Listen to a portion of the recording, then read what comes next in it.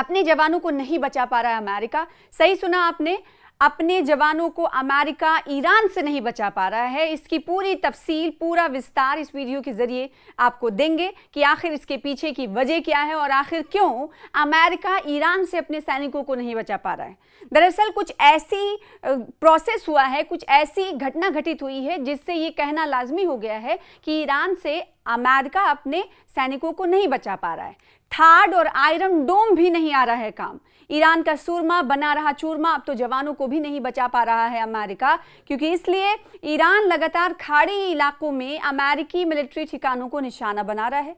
और शनिचर को तो ईरान ने जॉर्डन में इस तरह हमला कर दिया कि 2 अमेरिकी सैनिकों की मौत हो गई, 2 अमेरिकी जवानों की मौत हुई। जॉर्डन में हुए हालिया हमले के बाद सवाल उठ रहे हैं कि आखिर अमेरिका के advance air defence system in हमलों को पूरी तरह रोक क्यों नहीं पा रहे हैं। इन लगातार हमलों के बाद सबसे बड़ा सवाल यही उठ रहा है कि आखिर अमेरिका के थार्ड, आयरन डोम और एरो जैसे एयर डिफेंस सिस्टम के बावजूद ईरान बार बार अपने हमलों में कैसे कामयाब हो रहा है। इसके पीछे क्या है वजह, ये वीडियो आपको देखनी ज़रूरी है। इसके पीछे वजह क्या है? इसके पीछे ईरान की नई मिसाइल टेक्नोलॉजी है और रूस और चीन से मिल रही मिलिट्री मदद। ईरान ने ऑफिशियली इस पर कहा है कि हाइपरसोनिक मिसाइलों से हमने टारगेट किया है, जिसका नाम फतह 1 है और फतह 2। हालांकि इस बात की स्वतंत्र रूप से तस्दीक नहीं की गई है कि ईरान इन मिसाइलों का इस्तेमाल कर रहा है या नहीं। लेकिन ईरान के पास कौन से ऐसी मिसाइलें हैं, जैसे कि हमने 2 नाम लिए, फतह 1, फतह 2, इसकी पूरी क्या कुछ है तफसील और क्या है इसका बैकग्राउंड, किस तरह का मिसाइल है, ये भी जान लेना ज़रूरी है। और कब इसे एक्टिव किया गया ईरान की तरफ से, कब इसे इस्तेमाल में लाए जाने को लेकर फैसला किया गया, ये भी जान लेना बहुत ज़रूरी है। फतह 1 मिसाइल जून 2023 में पहली बार अवामुन्नास के सामने रखा गया और इस मिसाइल की रेंज तकरीबन 1400 किलोमीटर बताई जा रही है, यानी 1400 किलोमीटर दूरी पर ये फतह 1 मार कर सकता है। और ईरान ने दावा किया है कि ये 13 से 15 तक की स्पीड से उड़ सकती है और एकदम आखिर में अपना जो टारगेट है उसे भी बदला जा सकता है, जिससे इसे रोकना बेहद मुश्किल हो जाता है। फतह 2 मिसाइल किस तरह की है, इसके बारे में बताया गया है कि मिसाइल इसे नवंबर 2023 में दुनिया के सामने पेश किया गया। फतह 2 की रेंज तकरीबन 1400 से 1500 किलोमीटर बताई जाती है। ईरान ने दावा किया है कि इसमें हाइपरसोनिक ग्लाइड व्हीकल यानी HGV तकनीक का इस्तेमाल किया गया है, जिससे ये रिवायती बैलिस्टिक मिसाइलों की कंपैरिजन में कहीं ज़्यादा जटिल उड़ान भर सकती है। एयर डिफेंस को कैसे चकमा देती हैं ये मिसाइलें, ये भी जान लेना ज़रूरी है। एक्सपर्ट्स इस पर क्या कहते हैं? एक्सपर्ट्स के मुताबिक इसकी सबसे बड़ी वजह हाइपरसोनिक स्पीड और मैनूवर करने की क्षमता है। समान बैलिस्टिक मिसाइलें एक तय रास्ते पर उड़ती हैं, इसलिए राडार पहले ही उनके संभावित टारगेट का अनुमान लगा लेते हैं। लेकिन यदि कोई मिसाइल मैच 5 या उससे अधिक की गति से उड़ते हुए अंतिम समय में दिशा बदल दे तो एयर डिफेंस सिस्टम के पास प्रतिक्रिया देने के लिए केवल कुछ सेकंड ही बचते हैं और इसीलिए कामयाब नहीं हो पाते एयर डिफेंस सिस्टम, और वो निशाने को भेद कर, एयर डिफेंस सिस्टम को भेद कर अपना टारगेट पूरा कर लेती है। तो जब तक राडार नई दिशा को ट्रैक करता है, मिसाइल फिर अपना रास्ता बदल सकती है।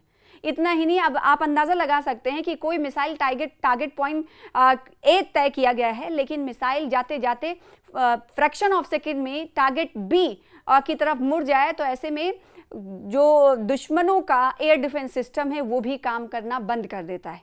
इतना ही नहीं, इजराइल ने क्योंकि जिस तरह से खुद को मिसाइल से बचाने के लिए एयर डिफेंस लगाया है, उस लेवल की सुरक्षा गल्फ के बाकी ममालिक में नहीं है। क्या सवाल उठता है कि क्या चीन और रूस मदद कर रहा है इसमें ईरान की? इसके पीछे की क्या वजूहात हैं, ये आपको बता देते हैं।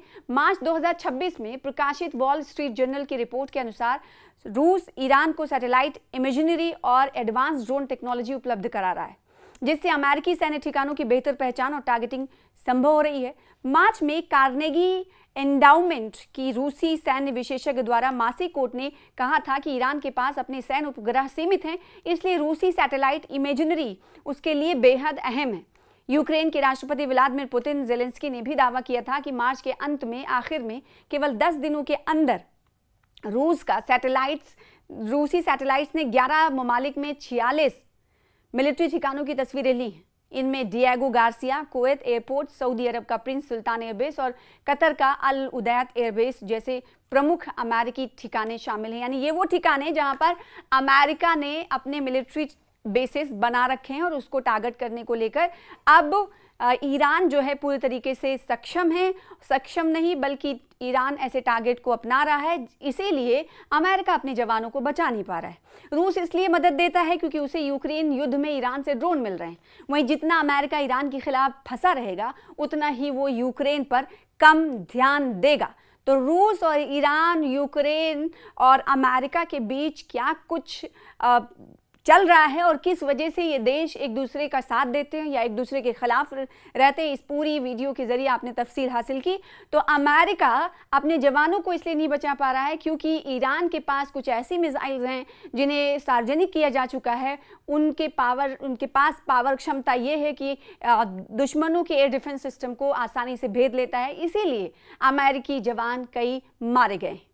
अब एक ऐसी खबर आई है जिसने नेतन्याहू सरकार के उस तजवीज़ पर बवाल मचा दिया। आखिर नेतन्याहू सरकार, सिहूनी हुकूमत इस वक्त फिलिस्तीनियों के हवाले से कर क्या रही है, ये जानना बहुत ज़रूरी हो जाता है। इस वीडियो के जरिए आपको पूरी तफसील बताएंगे। दरअसल फिलिस्तीनी कैदियों के लिए मगरमच्छों वाली खाई बना रही है नेतन्याहू सरकार, और ऐसा हम नहीं कह रहे हैं बल्कि एक तजवीज़ है जो पेश किया गया है सिहूनी हुकूमत की तरफ से, और इसीलिए इस तजवीज़ पर, इस प्रस्ताव पर कहीं ना कहीं बवाल मचा हुआ है। इजरायली सरकार ने फिलिस्तीनी कैदियों वाली जेलों के चारों ओर खाइयां खोदने और उनमें मगरमच्छ और दूसरे खतरनाक जानवर छोड़ने का प्रस्ताव रखा है। मानवाधिकार जो संगठन है, फिलिस्तीनी अधिकारियों ने इस तजवीज़ का, इस प्रपोजल का कड़ा विरोध किया है, कड़ा एहतजाज जताया है। इजरायली सरकार ने फिलिस्तीनी कैदियों वाली जेलों के चारों तरफ एक खाई खोदने और उसमें मगरमच्छ और दूसरे खतरनाक जानवर छोड़ने की योजना के हवाले से एक तजवीज़ पेश किया। फिर उसके बाद इस तजवीज़ पर हंगामा खड़ा हो गया। इजरायली सरकार के इस फैसले का चौतरफा विरोध हो रहा है, लेकिन नेतन्याहू सरकार पर इसका कोई भी असर नहीं हो रहा है। एक फिलिस्तीनी ऑफिसर ने कहा कि इस प्रपोजल का मकसद कैदियों को ये महसूस कराना है कि उन्हें इंटरनेशनल कानून और ह्यूमन राइट्स प्रोटेक्शन से दूर रखा गया है। वही एक और एजुकेशन ऑफिसर मुजफ्फर ज़ौक ने कहा कि ये अवार्ड जुल्म का एक नया एक्सट्रीम है और इससे फिलिस्तीनी कैदियों की मेंटल हेल्थ पर जो असर पड़ेगा, पहले से ही वो भूख, हिंसा, अकेलेपन, खाने की कमी और दूसरे मुश्किल हालात का सामना कर रहे हैं, और ये कहीं ना कहीं कदम बहुत ही विनाशकारी हो सकता है, मेंटल हेल्थ की धज्जियां उड़ा देगा। तेल अवीव में मूसा जेल के एक स्पोक्सपर्सन अलमनी सरदा ने कहा है कि इजरायली जेलों में सालों से फिलिस्तीनी कैदियों के साथ टॉर्चर और बुरे बर्ताव के अलग अलग तरीके इस्तेमाल किए जा रहे हैं, जबकि मगरमच्छ के पिंजरे बनाने का प्रपोजल इस चेन में बस एक कड़ी है। सरदा ने कहा कि इस पॉलिसी का मेन मकसद फिलिस्तीनी नागरिकों को ना सिर्फ फिजिकली बल्कि पर्सनली भी पूरी तरह से ख़त्म कर देना है।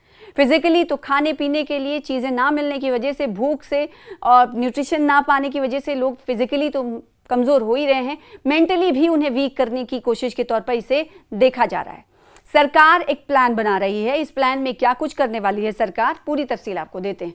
इजरायली राइट विंग सरकार ने फिलिस्तीनी कैदियों को रखने के लिए नील नदी के साउथ हिस्से में एक फिश टैंक बनाने के प्लान पर काम शुरू भी कर दिया है। जी हाँ, सिर्फ प्रपोजल नहीं बल्कि एक काम भी शुरू कर दिया गया। कहां पर काम शुरू किया गया है? दक्षिणी हिस्से में, नील नदी के दक्षिणी हिस्से में एक फिश टैंक बनाने के प्लान पर काम शुरू कर दिया गया है। इंटरनेशनल मीडिया के मुताबिक ये प्रपोजल इजराइल की नेशनल सिक्योरिटी काउंसिल ने पेश किया था, जो इजरायली सरकार के लेफ्ट विंग का हिस्सा है। ये अमेरिका के कदीदा राज्य में मगरमच्छों, घड़ियालों और दूसरे रेंगने वाले जानवरों से घिरे एक दलदली इलाके में इजरायली सरकार इस प्रोजेक्ट को लागू करने के लिए कड़ी मेहनत कर रही है और इसका विरोध भी किया जा रहा है। विदेश मंत्री पेरेट्रिस कासी ने प्रोजेक्ट का क्लासिफिकेशन बदल दिया है और इसे नया और बेहतर बताया है। वैसे तो आपको मालूम है कि युद्ध में गजा और फिलिस्तीन के लोगों की हालत क्या है, पूरी तरीके से तबाह हो चुके हैं लोग, और दूसरी तरफ जो कैदी हैं, इजरायली हुकूमत, सिहूनी हुकूमत के कब्ज़े में जो कैदी हैं, जो ना सिर्फ उन्हें खाने की चीज़ें मिल पा रही हैं, ना उन्हें ग़िज़ा मुकम्मल दी जा रही है, ना जो जेल में कैद हैं, मुक़य्यद हैं, उनके लिए बेहतर सहूलियात नहीं है। लेकिन उसके बावजूद भी ऐसा निज़ाम तैयार किया जा रहा है कि अगर कैदी झांकने की एक तरफ से कोशिश करें या फिर कोई कैदी ये सोच ही नहीं सकता कि वो इस जेल से बाहर किसी भी तरीके से निकल सकता है, क्योंकि चारों तरफ गड्ढे खुदाए जा रहे हैं और मगरमच्छ और दूसरे खतरनाक जानवरों को नदी में डालने की तैयारी है। तो दूसरी तरफ गजा में पूरी तरीके से युद्ध से तबाही है। इजराइल और हमास के बीच 2 सालों तक युद्ध चला। इस युद्ध में 70,000 से ज़्यादा गजा के लोगों की मौत हो गई, जबकि 2 लाख से ज़्यादा लोग जख्मी हुए हैं। इस युद्ध में गजा पूरी तरह से खंडहर में तब्दील हो गया। तस्वीरें आप देखते हैं। इजरायली फ़ौज हज़ारों की संख्या में फ़िलिस्तीनियों को कैद करके इजरायली जेल में डाल चुकी है, और जिन कैदियों को इजरायली जेल में डाला गया है वहाँ उसके इर्द गिर्द अब गड्ढे खोदे जा रहे हैं ताकि ख़तरनाक जानवरों को उसमें डाला जा सके, उनकी मेंटल हेल्थ को नुकसान पहुँचाया जा सके।